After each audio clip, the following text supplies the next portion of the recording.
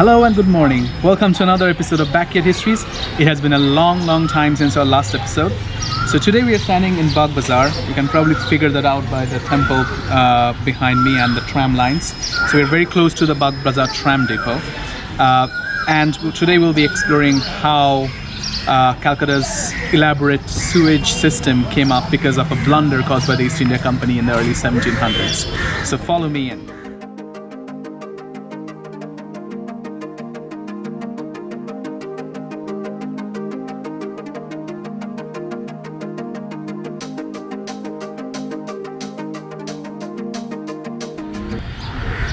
Okay, so we're at our first stop.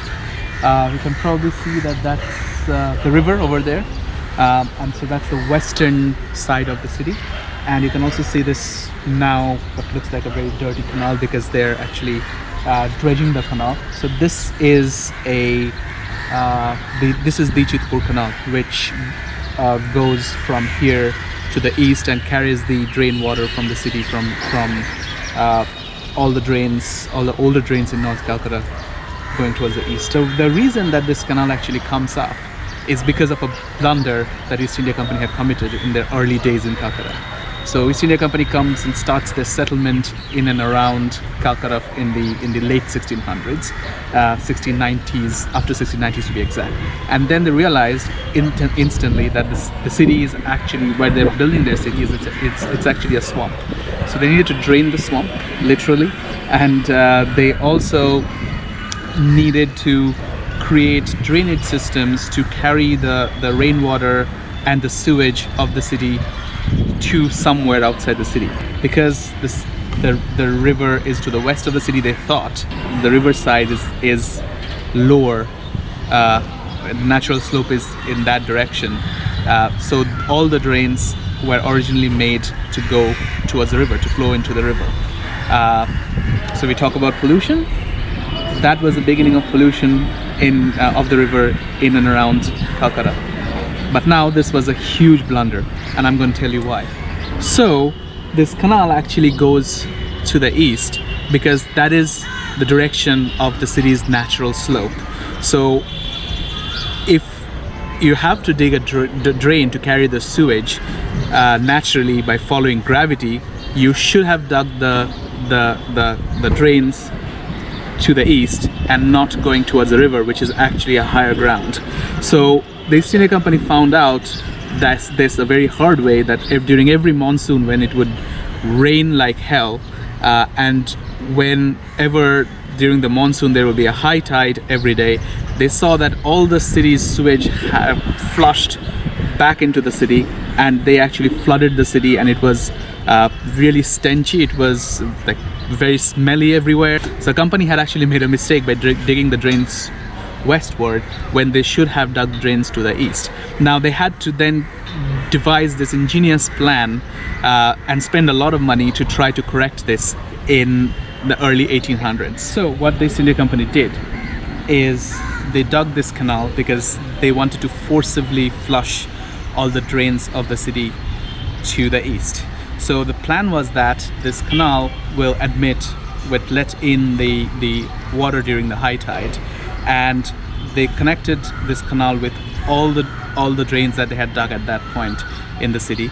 And during the high tide, the water will come in, and they will automatically flush these drains eastward to the saltwater lakes, where the current Salt Lake City stands as a township of Calcutta. They also realized that during the low tide, much of this sewage was actually going back into the river, but through this canal, because the canal water itself was draining out into the river. So in order to check that, they imported Lockgates. These are the new Lockgates, but they imported Lockgates from England, and they also imported a steam-operated machine in the 1820s to operate these Lockgates. So the mechanism was that during high tide, they will open these Lockgates, and the water will come in automatically and flush the drain towards the east.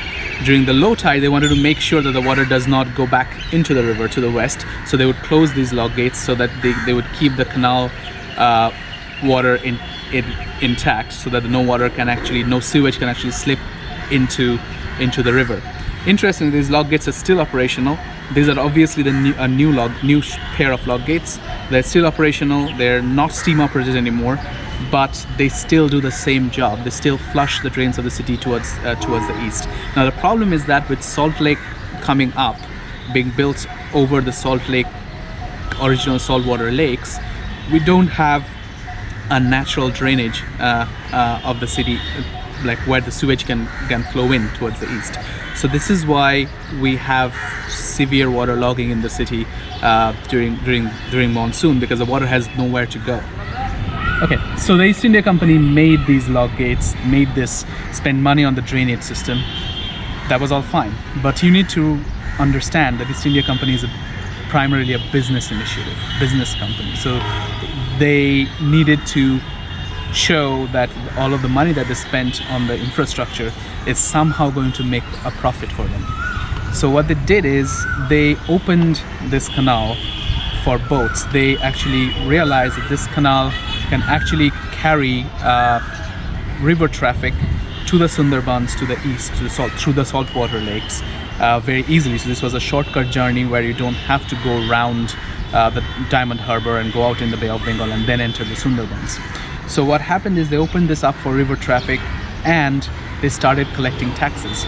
So near these log gates here, there was a toll collector office that was placed in the 1830s and 40s, and this toll collector was in charge of collecting, I think, 1 rupee per boat that passed through here, or any boat that wanted to come to the river from Sundarbans.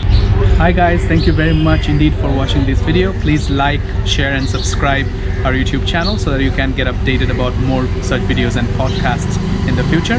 Also, please do support our Heritage Outreach Initiative on patreon.com. The link is in the description, but I'm going to say it here again. It's patreon.com/Heritage Walk CAL, Heritage Walk CAL. Thank you very much, everyone.